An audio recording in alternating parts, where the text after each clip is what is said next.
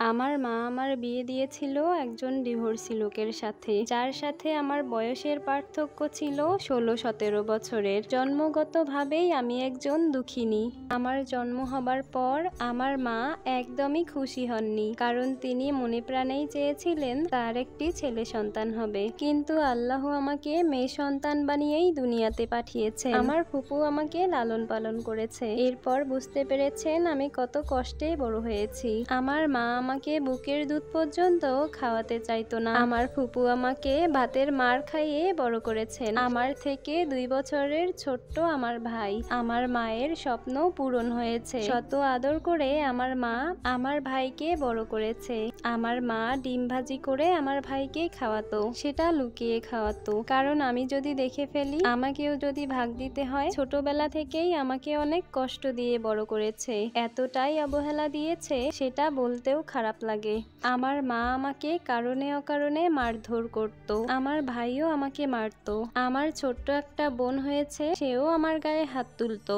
আমি কলেজে ভর্তি হবার পরে আমার জীবন আরো নরকে পরিণত হয়ে যায়। আমার মা পারে আর না পারে, যার সাথে পারে তার সাথেই যেন আমাকে বিয়ে দিয়ে দেয়। আমার জন্য আবারও বিয়ের প্রস্তাব আসলো। লোকটা এর আগেও বিয়ে করেছে, ডিভোর্স দিয়ে দিয়েছে। আমি দেখতে খুব সুন্দরী ছিলাম। ভালো কোনো জায়গা থেকে বিয়ের প্রস্তাব আসলে আমার মা রাজি হয়ে যেত, কারণ খরচ বেঁচে যাবে। লোকজন আসলে টাকা পয়সা লাগবে, খরচ করতে হবে, আর এই লোকটা তো নিজেই খরচ দেবে, সেই জন্য তার সাথে আমার বিয়ে দিতে রাজি হয়েছে। বিয়ের পরে আমি ওই বাড়ি ছেড়ে চলে যাই।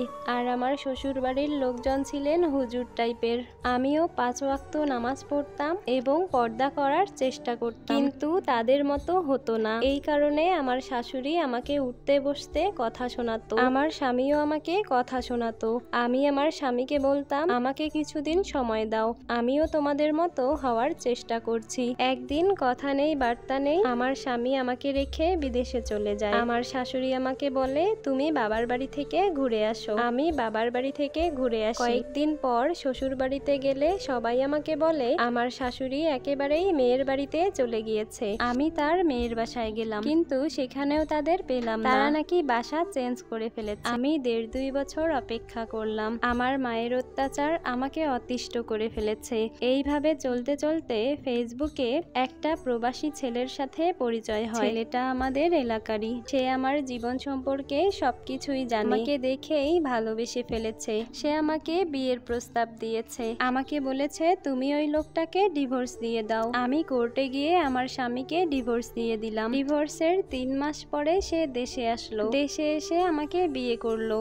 স্বপ্নের মতো আমার 3টা বছর কেটে গেল। এরই মাঝে আমি কনসেপ্ট করি। আমার হাজবেন্ড আমাকে খুব ভালোবাসে। এসব আমার শ্বশুর বাড়ির লোকজন সহ্য করতে পারত। আমার হাজবেন্ড একেবারেই দেশে আসার জন্য আমাদের চলতে একটু কষ্ট হচ্ছিল। তারপর আমি কিস্তিতে আমার হাজবেন্ডের বিদেশে যাবার ব্যবস্থা করে দিয়েছি। তিনি যাবার কিছুদিন পরেই আমার টুইন বেবি হয়েছিল। আমার স্বামীর এত ভালোবাসা কে দেখে? আল্লাহ আমার কপালে এত সুখ রাখেনি। কিছুদিন পরেই আমার শাশুড়ি হাঁসের মাংস নানান খাবার তার ছেলের জন্য রান্না করে পাঠালেন। সেই খাবার খাওয়ার পরে আমার হাজবেন্ড আজ পর্যন্ত আমার সাথে কোনো যোগাযোগ করেনি। হাজবেন্ড চলে যাবার পর আমার শ্বশুর বাড়ির লোকেরা আমাকে মেরে বাড়ি থেকে বের করে দিয়েছে। আমি আমার বাবার বাড়িতে 1.5 বছর ছিলাম। 1.5 বছর পর আমার হাজবেন্ড দেশে এসে সকালে এসে বিকেলে আমাকে নিয়ে যায় তাদের বাড়িতে। সেখানে নিয়ে গিয়ে আমাকে মেরে এলাকাবাসী ডেকে আমাকে ডিভোর্স দিয়ে দেয়। আমার সন্তানদের সহ সে আমাকে বের করে দেয়। বাবার বাড়িতে গিয়ে উঠলে সেখান থেকেও আমার মা আমাকে বের করে দেয়।